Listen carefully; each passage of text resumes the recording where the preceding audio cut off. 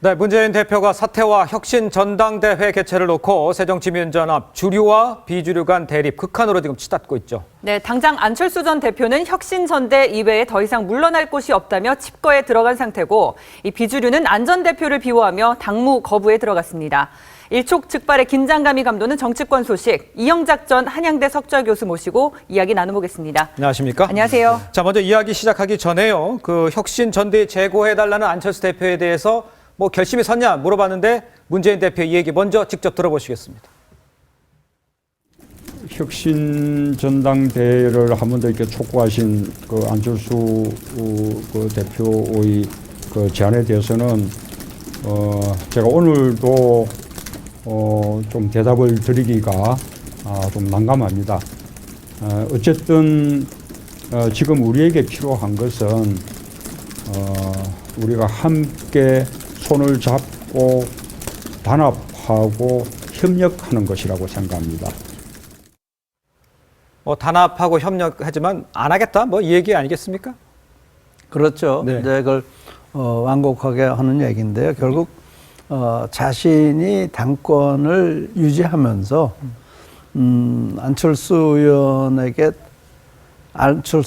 탈당하지 않도록 계속 압박을 가함으로써 명분을 쌓기죠. 그런가 하면 이번 총선이 지고 나면 그건 내가 잘못해진 거 아니야.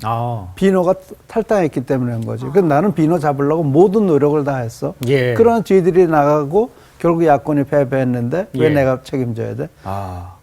결국 그러와서 이번 선거 결과와 관계없이 당권을 계속 가지고 있겠죠. 네. 문 대표가 엊그제 페이스북에 올린 그 고정희 시인의 상한 영혼을 위하여란 시인에도 보면 외롭기로 작정하면 어딘들 못 가랴 이런 식으로 마이웨이식의 그런 발언을 했다. 마이웨이식의 그런 암시를 했다 이런 이야기들이 나오고 있는데 박사님은 어떻게 읽히세요? 저는 이거를 보면서 이방원이 이런들 어떠하랴 저런들 어떠하랴가 생각이 났어요. 예. 왜 그런 생각이 나는지 모르겠는데 my way 내가 하는 방법에 대해서 옳건 그르건 그건 중요하지 않고 내가 하는 게 중요하다는 얘기 아니에요? 네. 그래서 이게 뭐 혼자 가든 둘이 가든 나 혼자 갈 테니까 너희 따라오려면 따라와라. 그래서 저는 이거를 들으면서 순간 생각하는 게 왜 그런지 모르겠어요. 아무튼 이방원이 생각났어요. 이런들 어떠한데. 그렇군요. 자, 비주류의 반발이 생각보다는 좀 조직적이다? 뭐 이렇게까지 뭐 얘기할 수는 없습니다만 조금 강하다. 이렇게 볼 수는 있을 것 같은데 탈당 러쉬 이루어질 수 있을까요? 지금 상황에서. 이루어질 수도 있겠죠. 오늘 조배숙 전 의원하고 전북에서 탈당을 했다고 그러는데요. 결국은 이 사람들이 생각하는 건 차기 총선에서 내가 당선되겠느냐 안 되겠느냐. 그것에 비추어서 결정을 하게 될 거라고요. 네. 그렇게 본다면은 호남이나 호남권에서 출마할 분들은 지금 굉장히 주판알을 튀기겠지만 주판알은 아무래도 탈당 쪽으로 기울어지겠죠. 그럼 호남 민심이 너무 나쁘니까. 이렇게 재밌는 게 호남 민심하고 이 수도권의 호남 민심이 같이 연동돼 있잖아요. 네, 그러니까 탈당이라는 반드시 호남에서만 탈당을 하는 게 아니겠죠. 수도권에서 탈당이 생길 수가 있겠죠. 근데 박사님, 수도권이란 뭐 호남 지역에서야 그렇다 치지만 수도권에서 같은 경우에는 탈당한다 한들 그게 야권 분열로 이어져서 당선되기는 점점 더 어려워지는 상황 아니겠습니까? 그럴 수도 있겠죠. 그러나 반드시 그게 절망적인 것 같지는 않아요.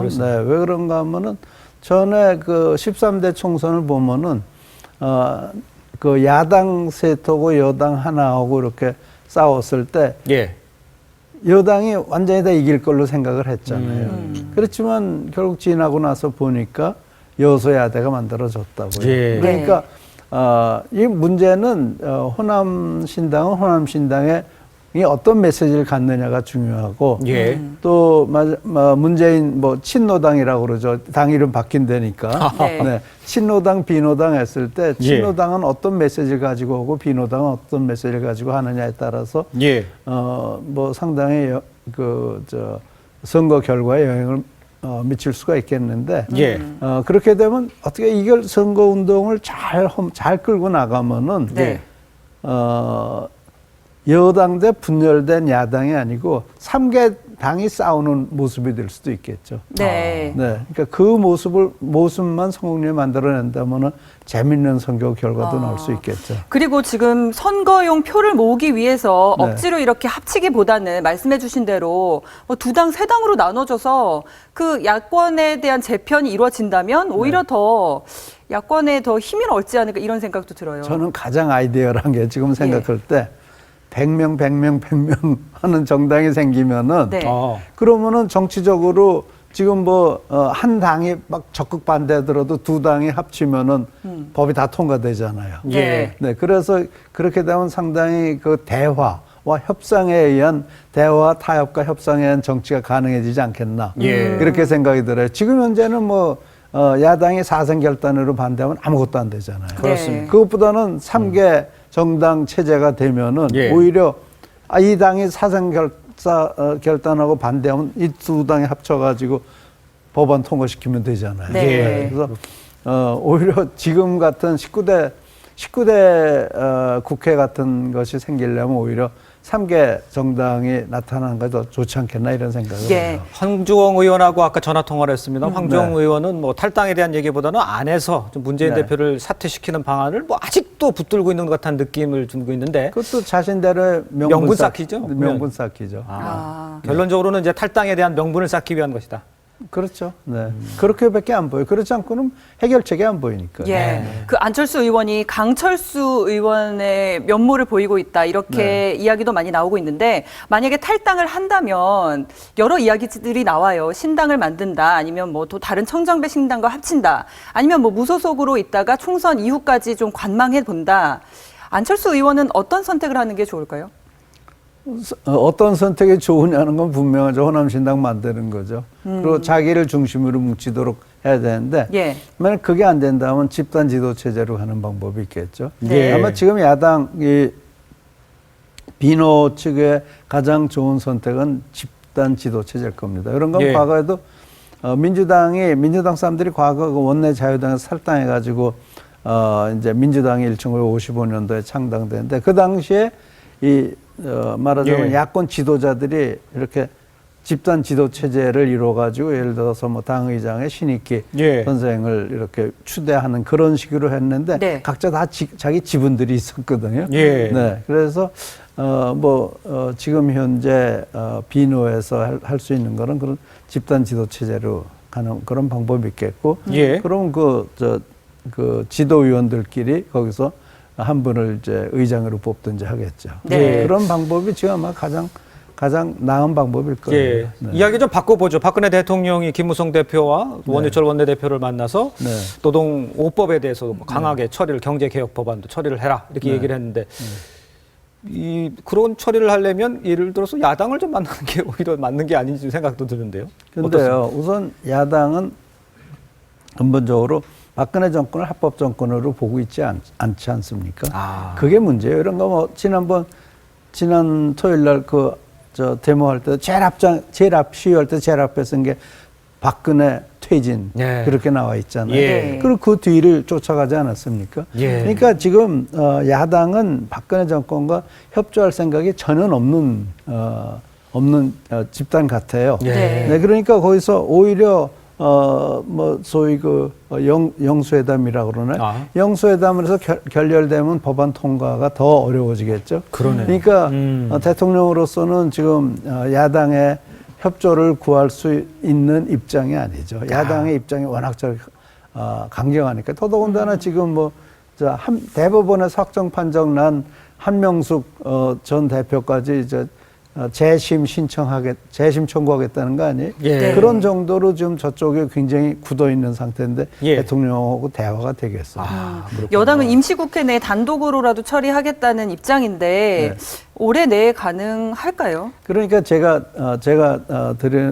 계속해서 주장하는 것 중에 하나가 어디까지 국회 선진화법은 국회법이란 말이에요.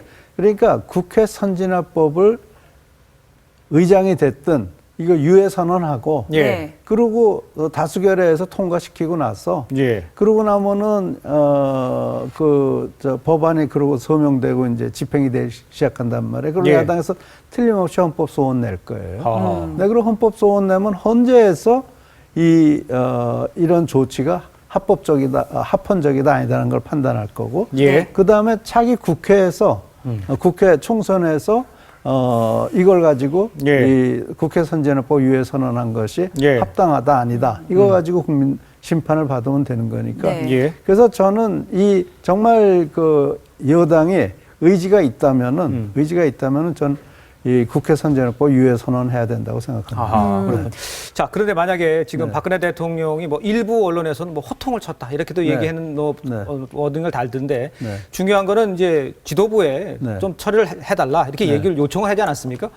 요청을 만약에 받아들여서 통과를 못 시킨다면 그렇다면 지도부 책임론까지 일 수 있고 또 공천까지도 연결될 수 있다 이런 얘기가 있지 않습니까? 그러니까 또 다른 방법은요. 예. 그 노동법은 노동법 또는 서비스 산업법은 서비스 산업법 하나에서 예를 들어서 야당이 죽어라고 반대하는 부분을 빼고 네. 차후에 차기 국회에서 이거는 다시 생각하기로 하고 일부분만 통과시키는 방법도 있겠죠. 노동호법에 대해서도 몇 가지는 이번에 하고 예를 들어서 한두 가지는 그럼 20대 국회에서 하자. 이렇게 하는 방법이 아주 없는 건 아닌데 총체 전체적으로 다 하자고 그러는 것에 대해서 all or nothing이기 때문에 이런 일이 생기느냐 아니냐 그것에 대해서는 야당의 생각이 그걸 더 알아야 되겠죠. 그러니까 야당이 제안을 해줘. all or nothing이 아니고 요건 빼고 하자. 그렇게 카운터 프로포저를 내야 되는데 아직 그런 게 없잖아요. 네, 그래서 지금 all or nothing인데 all or something으로 가야 되겠죠. something or nothing으로 가야 되겠죠. all or nothing이 아니고 something or nothing. 그 안에 할 수 있는 법안만이라도 먼저 처리했습니다. 먼저 처리하고 20대 국회에서 또 나머지 법안은 통과시키는 방법도 있겠죠. 네, 알겠습니다. 지금까지 이영작 전 한양대 석좌 교수였습니다. 감사합니다. 고맙습니다.